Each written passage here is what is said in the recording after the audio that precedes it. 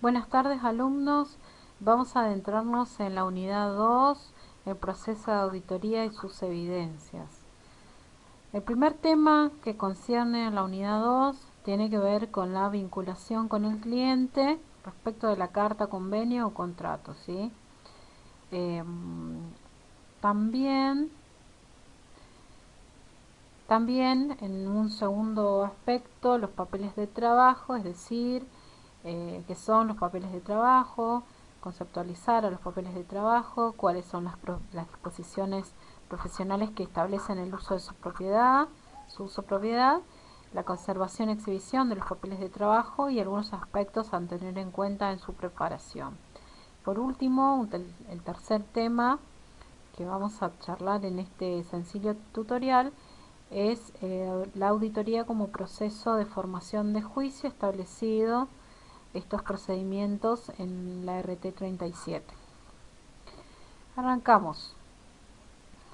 Entonces, respecto de la vinculación con el cliente, la carta convenio, el auditor, el contador público en su función de auditor, planea su trabajo. Cuando inicia la planeación de su trabajo, normalmente acostumbra a formalizar un convenio con el cliente con respecto a la auditoría que va a realizar, ¿sí? O por la cual ha sido contratado. Esta planeación, esta formalidad plasmada en papel se realiza a través de una carta compromiso, ¿sí? Y en esta carta compromiso se describen tanto la naturaleza, el alcance, la responsabilidad del auditor como de todo su equipo de trabajo, las fechas en que se entregará el informe y el costo de la auditoría, ¿no? Cuestión no menor.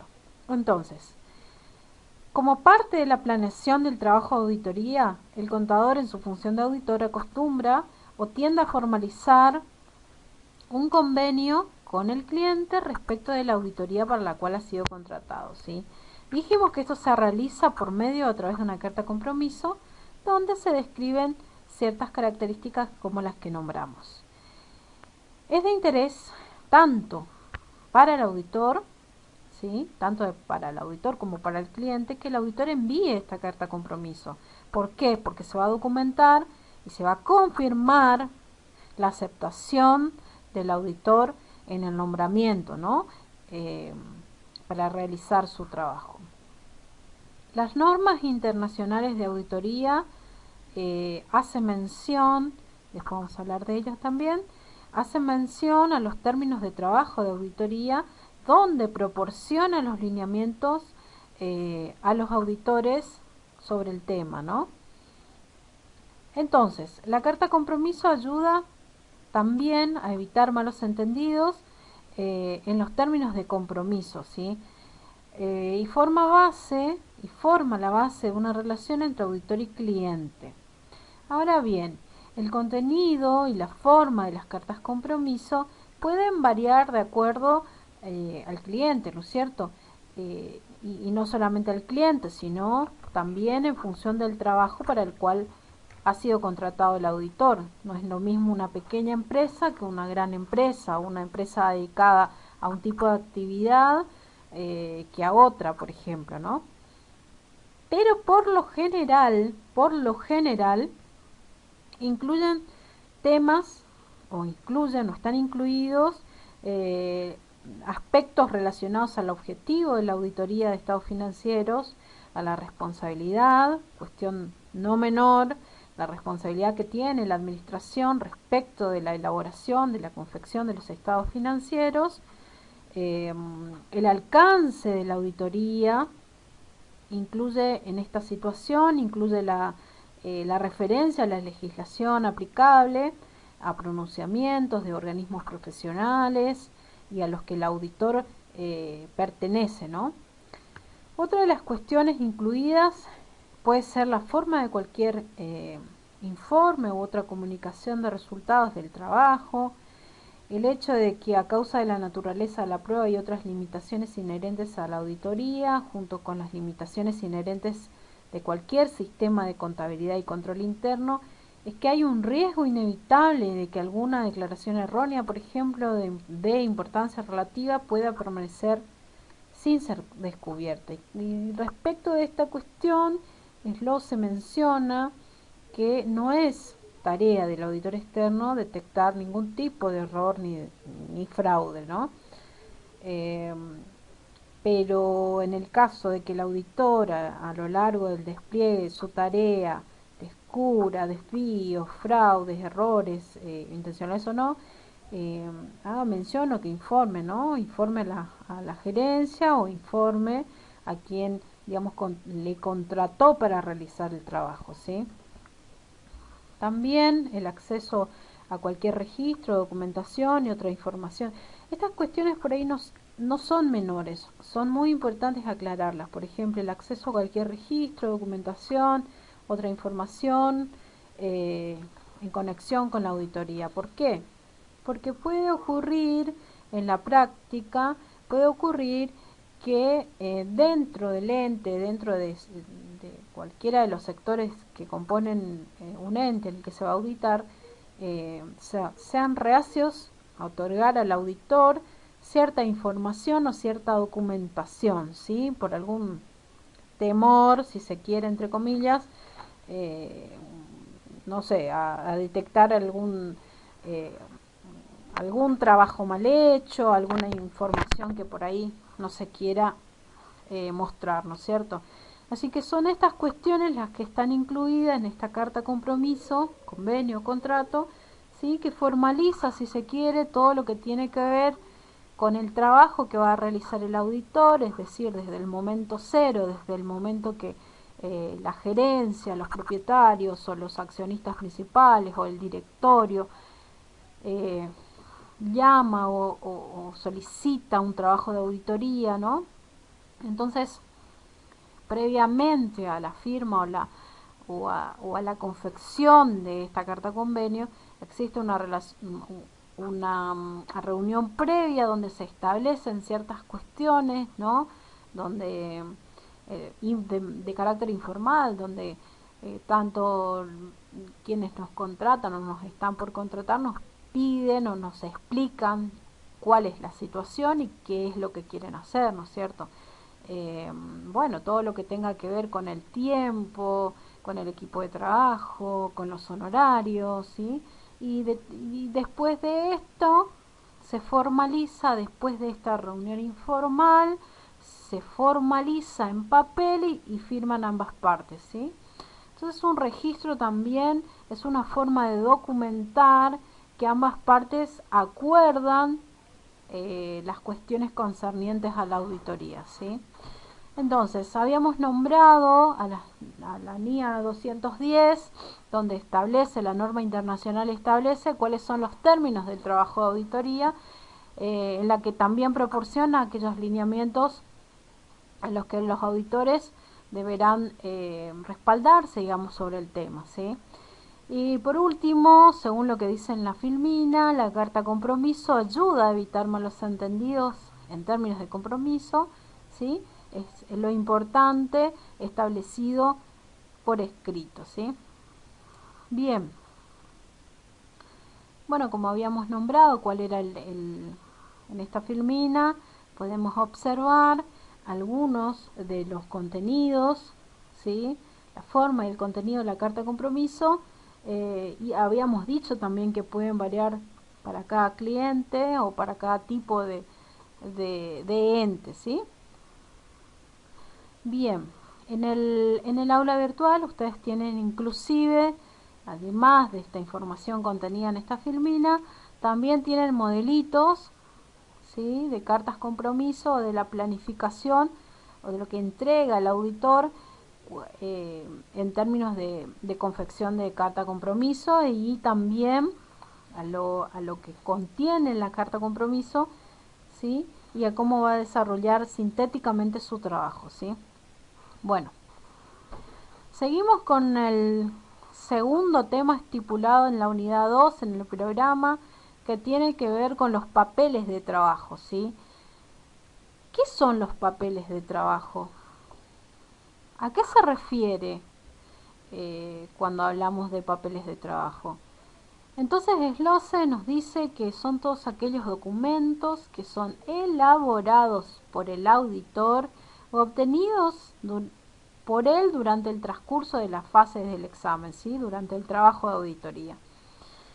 Los papeles de trabajo son la evidencia o constituyen la evidencia de todos aquellos tipos de análisis, comprobaciones, verificaciones, interpretaciones, etcétera, etcétera, etcétera, en que se fundamenta el auditor, ¿sí? Para dar su opinión y su juicio sobre el sistema de información examinado.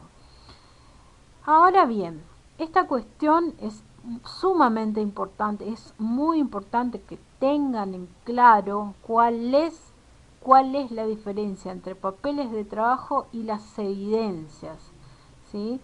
Las evidencias respaldatorias del informe de auditoría debidamente registradas constituyen el conjunto de papeles de trabajo, ¿sí? Es decir, dijimos, los papeles de trabajo son esos documentos que son elaborados por el propio auditor o que son obtenidos por él durante todo el transcurso de su trabajo, ¿sí? Ahora, las evidencias respaldatorias, ¿sí? Constituyen el conjunto de los papeles de trabajo, ¿sí? Son necesarios para el desenvolvimiento adecuado y eficiente del trabajo del auditor, teniendo en cuenta la importancia que reviste la registración de las pruebas de auditoría realizada y el conocimiento y comprensión y demás consideraciones del negocio del ente sobre las cuales se basan las conclusiones, ¿sí? Ahora bien, como hago mención en esta filmina, muchas veces los papeles de trabajo no son preparados, no siempre son preparados, digamos, con el debido cuidado. Y es importante destacar que los mismos juegan un papel extremadamente importante a la hora de la verdad, como dice entre comillas, ¿sí? Entre cuestiones, por ejemplo, litigiosas, en la que muchas veces puede llegar a caer el auditor, ¿sí? Esa es la manera que tiene el auditor de resguardarse respecto del trabajo que realizó, ¿sí? Entonces, los papeles de trabajo en una primera instancia son importantísimos, ¿sí? Porque respaldan todo el trabajo del auditor a lo largo de el despliegue de su trabajo de auditoría, ¿sí? O sea, son elaborados por él o son obtenidos por él durante el transcurso o las fases de su examen, ¿sí? Ahora bien, ¿cuál es la secuencia? ¿Sí? Si bien acá en el cuadrito nosotros podemos verificar tanto en la planificación como en los procedimientos como en la conclusión, que son las etapas de la auditoría, que después lo vamos a ver, en todas las etapas son necesarios los papeles de trabajo, ¿sí? Es importante tener en cuenta que en todas las etapas del trabajo de auditoría son importantes o importantísimos los papeles de trabajo, ¿sí? En la planificación, los papeles necesarios para administrar una auditoría, por ejemplo, los programas, el acuerdo de honorarios, la misma carta compromiso de la que hablábamos recién, conforma los papeles de trabajo, ¿sí? Respecto de la etapa de los procedimientos o cuando se lleva a cabo el trabajo de auditoría, los papeles de trabajo, por ejemplo, típicos, los que permiten efectuar pruebas, ¿sí? O procedimientos. Por ejemplo, el análisis de una conciliación bancaria, ¿sí? Podría ser en esa etapa. Es decir, en la etapa en la que se llevan a cabo los procedimientos, los papeles típicos que resulten necesarios efectuar las pruebas o procedimientos. Y por último, en la etapa de conclusión, los papeles o evidencias que permitan justificar el informe, ¿sí? El respaldo documental que va a respaldar la emisión del informe, ¿sí? Por ejemplo, un modelo de informe del Consejo de Profesionales, por ejemplo, ¿sí? Ahora bien, ¿cuáles son los objetivos que deben cumplir los papeles de trabajo? En primera instancia, proporcionar evidencia, ¿sí? De todo el trabajo realizado y las conclusiones a las que arribó el auditor. También ayuda a los miembros del equipo de trabajo a adoptar una estructura ordenada y uniforme en su tarea, ¿sí? Puede ocurrir muchas veces que el auditor se presente de acuerdo al tipo de auditoría o de la envergadura del trabajo a realizar. El auditor se presente con un equipo de auditoría, y también es importante que en la carta compromiso al principio, cuando se detalla de manera escrita todo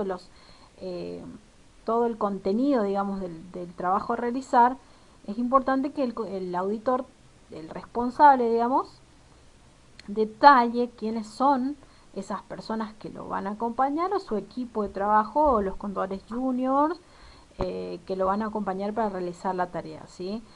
Respecto de los papeles de trabajo, entonces nos dice que los objetivos, uno de los principales objetivos, que ayuda a los miembros de ese equipo de trabajo, ¿sí?, a adoptar una estructura de manera ordenada y uniforme en la tarea. También otra de las cuestiones es que facilita la supervisión y la revisión de tareas, ¿sí?, para proporcionar evidencia de dichas funciones. También es importante documentar la información que puede ser utilizada, de hecho siempre es utilizada en los exámenes futuros.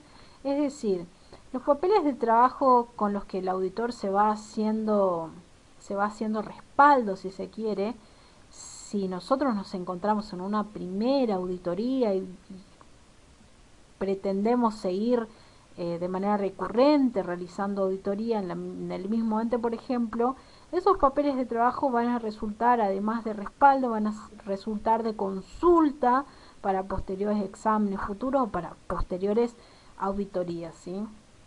También otro de los objetivos de los papeles de trabajo es registrar información útil para la preparación de declaraciones impositivas y otros informes especiales, ¿sí? Esto también es muy importante porque todos los papeles de trabajo van a ser útiles en la preparación de ciertas declaraciones impositivas u otro tipo de informes. Por ejemplo, si se detectan cuestiones relacionadas a declaraciones juradas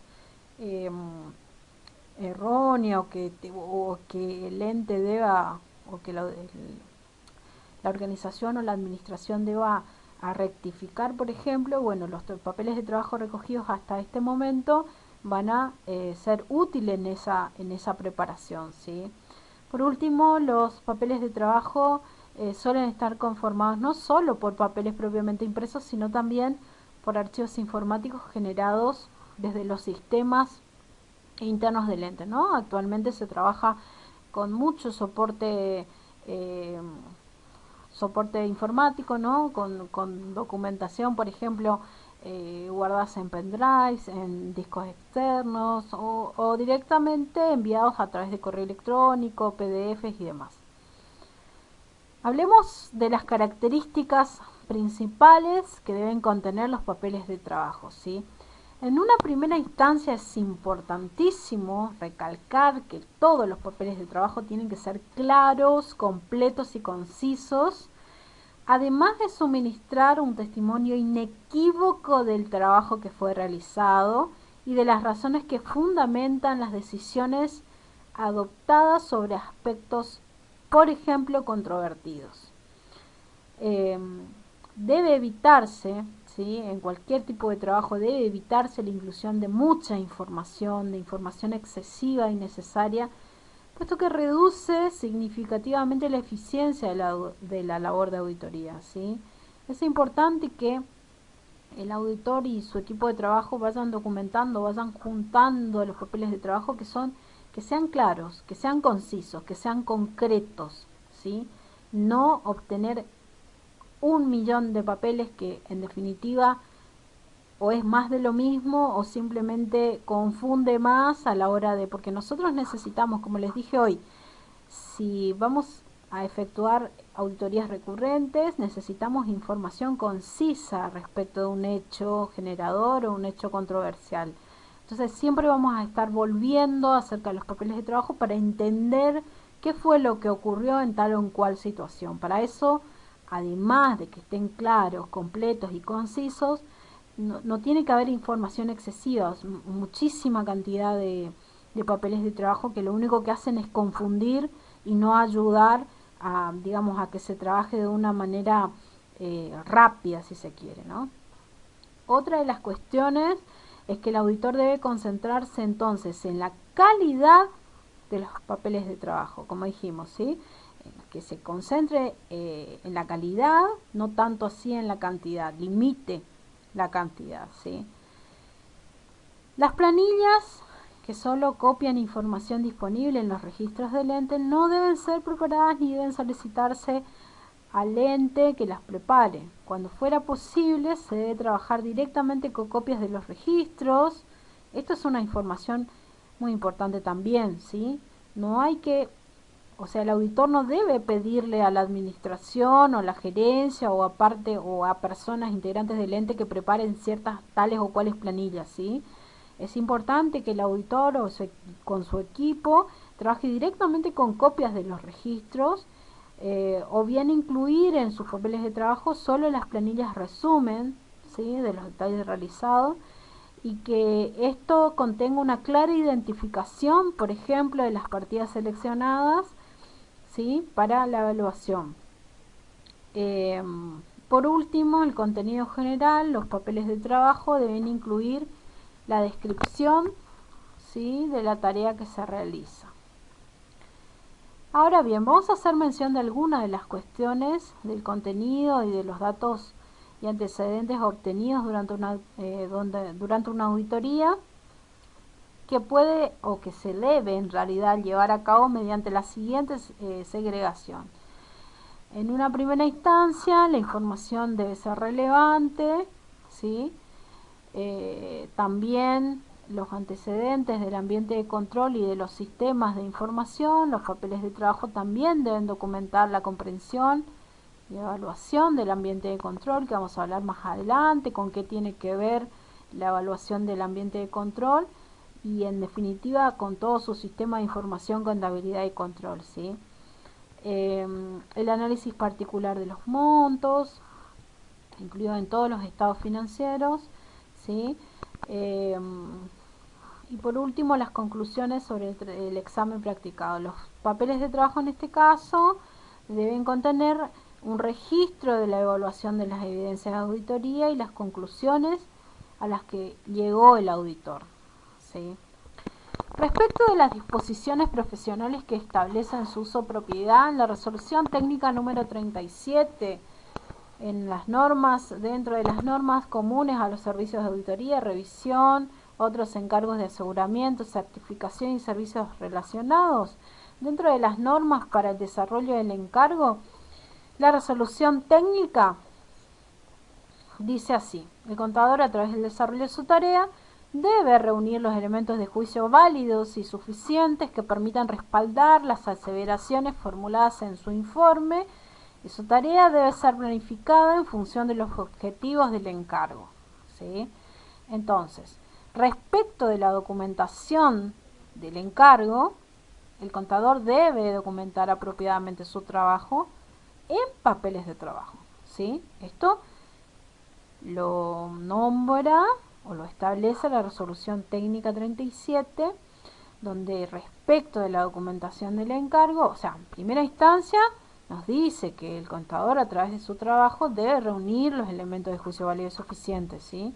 Para que respalde, esos juicios válidos y suficientes deben respaldar todas las aseveraciones que formula después en su informe, ¿sí? La tarea, el trabajo tiene que ser planificado en función de lo que quiere el ente, en función de los objetivos del encargo, ¿sí? Respecto a la documentación, entonces nos dice la resolución que debemos de documentar apropiadamente nuestro trabajo en papeles de trabajo, ¿sí? Respecto de los programas de trabajo escritos, con la indicación de su cumplimiento y los elementos de juicio válidos y suficientes, reunidos por el contador en el desarrollo de su tarea, constituyen el conjunto de los papeles de trabajo, ¿sí? Eso en concordancia con lo que veníamos hablando, ¿sí? Tanto los programas de trabajo escritos con la indicación de su cumplimiento y los elementos de juicio válidos y suficientes, todo lo que son reunidos, toda esta documentación reunida por el contador a lo largo de su tarea constituye el conjunto de sus papeles de trabajo, ¿sí?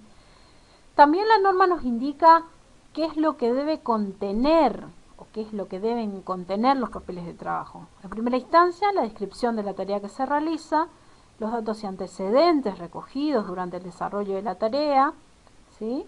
Y las conclusiones particulares y generales, ¿sí? Ahora bien, respecto de la conservación y exhibición, ¿cuáles son los aspectos a tener en cuenta para su preparación? Según también lo indica la norma, las normas comunes a los servicios de auditoría, la RT 37.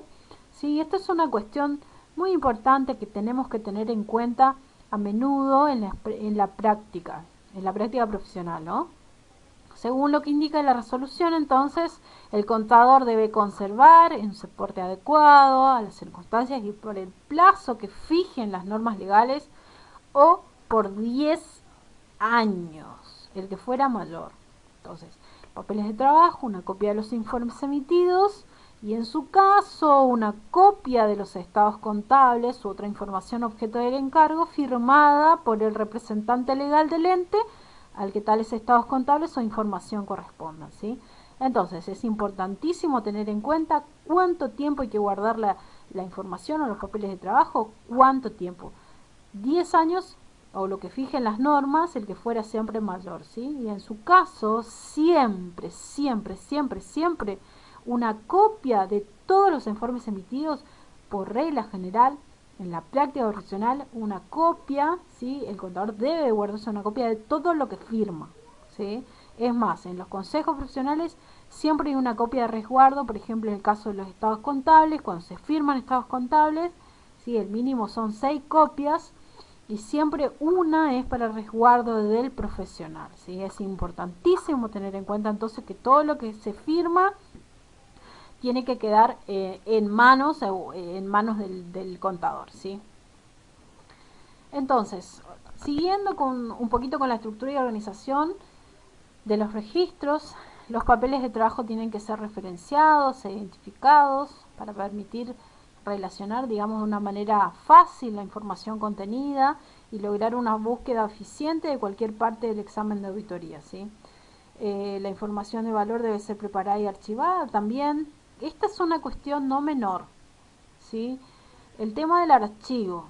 El archivo tiene que ser, o la forma de archivar los papeles de trabajo tiene que ser de una manera que facilite siempre su uso, ¿sí?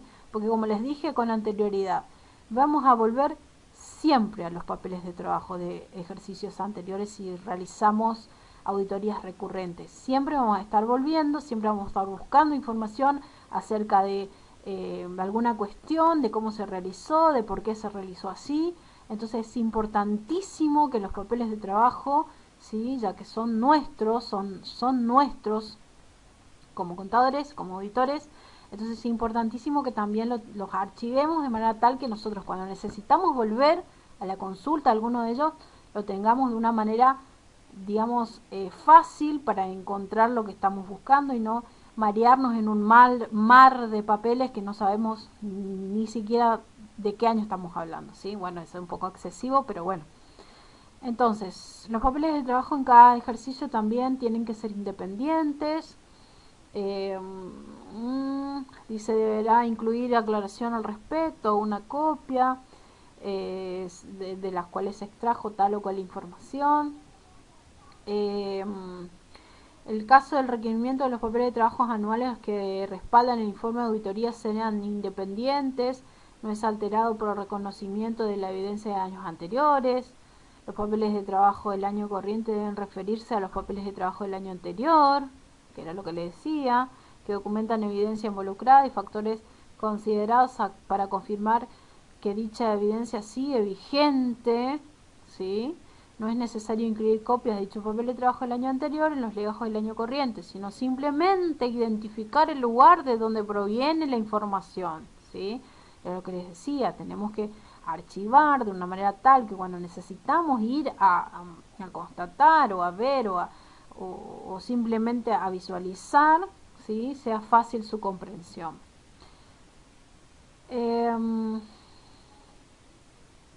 A ver, respecto de la información requerida, las evidencias que obtenidas se vuelcan, en planillas de trabajo, y estas planillas de trabajo, estas son cuestiones relativas a los quehaceres propios del auditor, ¿sí?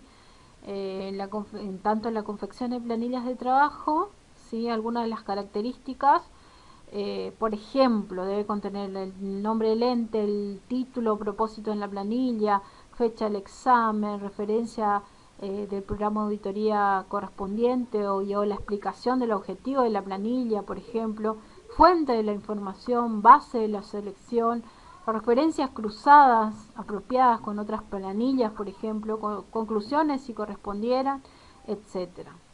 ¿Sí? Respecto de los legajos, al efectuarse la revisión de los estados financieros por parte del auditor externo, es recomendable que las evidencias obtenidas en cada etapa se estructuren mediante la utilización de formatos especiales denominados legajos, ¿sí?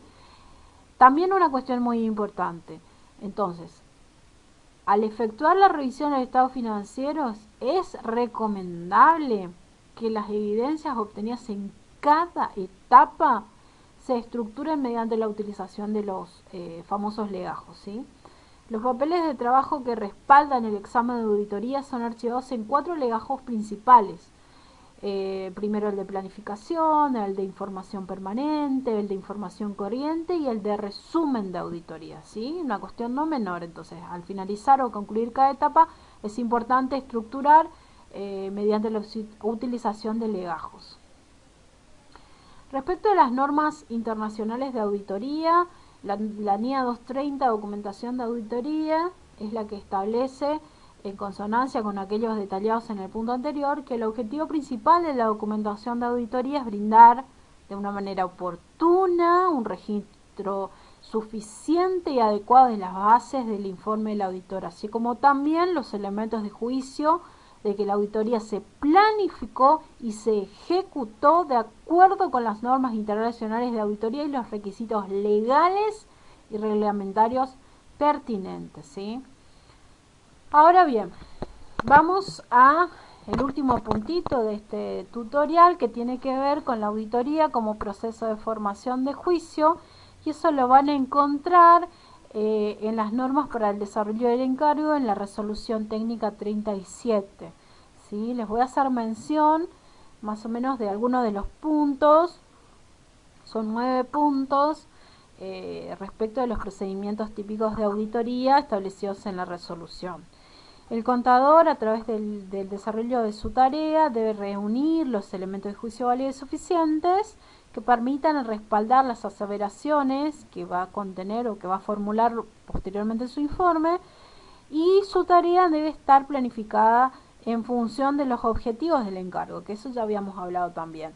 En el punto 2 nos hace mención acerca de la documentación del encargo, ¿sí? Cómo debe documentar su trabajo respecto de los programas de trabajo, cómo deben ser escritos, por ejemplo, qué deben contener los papeles de trabajo, la descripción de la tarea realizada, los datos y antecedentes, conclusiones particulares y generales.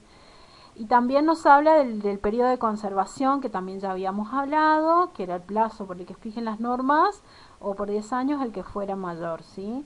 En el punto 3, la normativa nos indica que el contador debe realizar su tarea dentro del principio de economía aplicable a todo control, o sea que para que su labor sea económicamente útil, debe culminarla en un plazo o un lapso y un costo razonable. Estas limitaciones de tiempo y de coste deben ser evaluadas por el contador a fin de determinar si no representan un inconveniente para la realización adecuada del encargo, ¿sí? En el punto 3 entonces tiene que ver con el principio o del que el contador desarrolle su tarea sobre el principio de economía aplicable a todo control. En el punto 4 nos habla de cuando se planifica y ejecuta un encargo, dependiendo de la naturaleza, el contador debe considerar la significación y los riesgos, cuestiones no menores, ¿sí? Entonces, después cuando hablemos de las etapas de la auditoría, también vamos a ir viendo cuáles son los riesgos que tiene que tener en cuenta el auditor a lo largo de su trabajo, ¿sí? En el punto 5, la aplicación de los procedimientos seleccionados, ¿sí? Ahí ya en el punto 5 ya más o menos se tienen claro cuáles son los procedimientos de auditoría que se van a aplicar. La aplicación de los procedimientos seleccionados por los encargos de auditoría, ¿sí? El contador tiene que tener en cuenta que puede actuar sobre bases selectivas, determinadas exclusivamente según su criterio, excepto en los encargos para realizar procedimientos acordados, donde la utilización de bases selectivas también debe ser de común acuerdo o apoyándolo con el uso de métodos estadísticos, ¿sí? En el punto 6, como parte de los procedimientos correspondientes a los encargos, el contador debe obtener manifestaciones escritas, suscriptas por la dirección, con el propósito de confirmar determinadas materias o sustentar otros elementos de juicio de auditoría, ¿sí? El punto 6 es importante recalcar entonces que las manifestaciones que debe obtener el contador sean de manera escrita, ¿sí? Después vamos a ver también eso. Punto 7, los procedimientos usuales que se enuncian en los capítulos específicos de cada encargo pueden ser modificados, pueden ser reemplazados por otros, por alternativos o suprimidos, atendiendo por ejemplo las circunstancias de cada situación, ¿sí? En estos casos el contador público debe estar en condiciones de demostrar que el procedimiento usual no fue practicable o no fue razonable, digamos.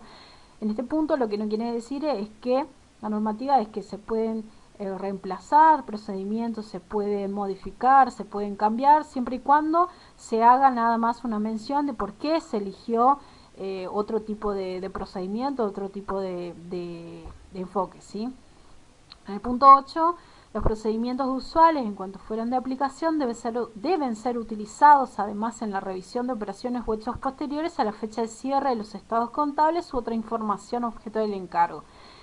Entonces, en el punto 8 lo que nos quiere decir la norma es que en tanto fueran de aplicación, ¿sí? Los procedimientos deben ser utilizados además en la revisión de hechos posteriores, ¿sí? Por último, en el punto 9, cuando el contador utiliza el trabajo de un experto, que normalmente ocurre con frecuencia en la práctica profesional, evaluará si el experto tiene la competencia, la capacidad, la objetividad y la independencia necesarias para llevar a cabo sus fines, ¿no? Dependiendo del riesgo involucrado. Entonces, hasta acá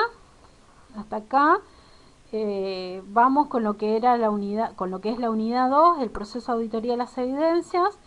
Vimos vinculación con el cliente, hablamos de la carta convenio, hablamos de los papeles de trabajo y hablamos del procedimiento como el procedimiento el proceso de formación de juicio según la RT 37. Vamos a seguir en otro tutorial, vamos a hablar después de la planificación de auditoría, las evidencias y también del riesgo, ¿sí? Bueno, hasta acá.